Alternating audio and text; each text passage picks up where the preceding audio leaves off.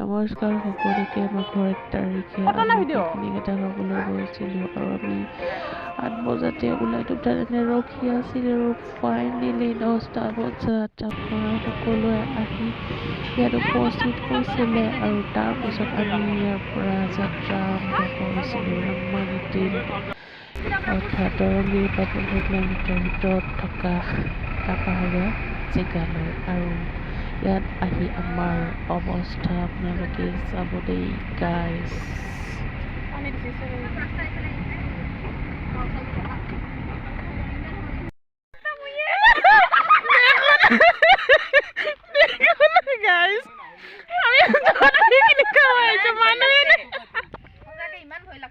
মানে যিহেতু মাঘৰ 1 তাৰিখ আছিলে আৰু মাঘৰ 1 তাৰিখৰ দিনাখন সকলোৱে ঘৰতে পিঠা পনা বা আলহী দুলহী আহি পেলাই সকলোৱে একেলগে খায়, কিন্তু আমি গৈছিলোঁ পিকনিক খাবলৈ আৰু ইয়াত কোনো মানুহ নাছিলে, অকল আমি আছিলোঁ।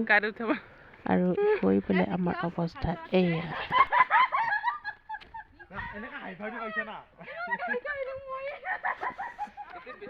তাৰপিছত আমি সকলোৱে লাহেকে ব্ৰেকফাষ্ট অনুভৱ কেনেকুৱা পিকনিক খাব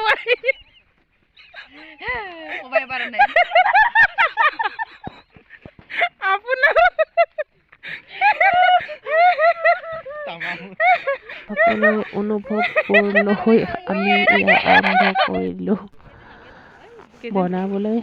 আৰু এয়া সকলোৱে কামত লাগি গৈছে। এয়া পিঁয়াজ আলু কাটি আছে দেই। এফালে জুইৰ কাষত এয়া বহি আছে আৰু এয়া আছিলে আমাৰ ব্ৰেকফাষ্টৰ বস্তু। সকলোৱে পিঠা পনা বনাই লৈ আহিছে আৰু এয়া পনীৰ বনাই থকা হৈছে আৰু এফালে পনীৰ এয়া আৰু ইয়াত দাইল সিজি আছে। এফালে মাংস আৰু আমাৰ আইটেম যিটো বেছি নাছিলে, মাংস 2টা, দাইল ভাত আৰু চালাড আছিলে। আৰু 2টা বজাত আমাৰ ৰন্ধা বঢ়া প্ৰায় হৈয়ে গ'ল আৰু মাজে মাজে এনেকৈ সকলোৱে নাচি বাগি বনাই আছিলে আৰু এয়া। তাৰপিছত আমি এনেদৰে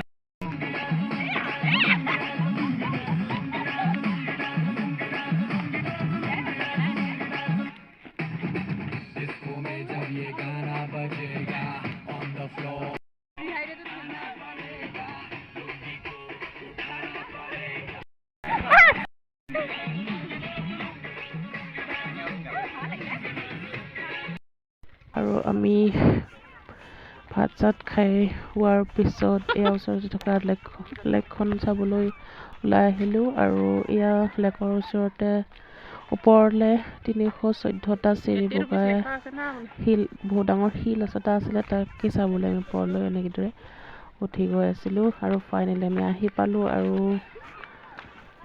এনেকৈ আপোনালোকে চাব পাৰে এইটো হৈছে সেই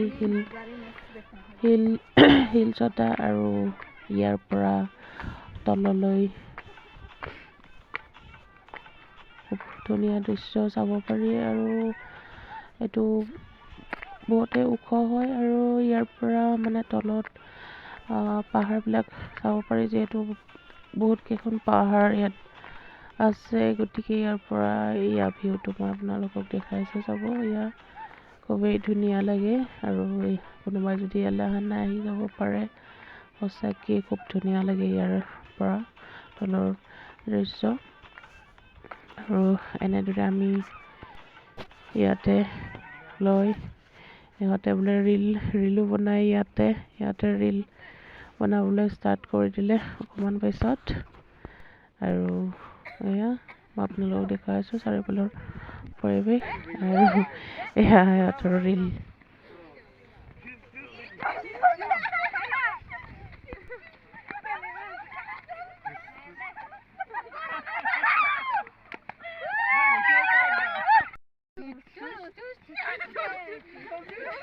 Ay tangin kay. Ya khale.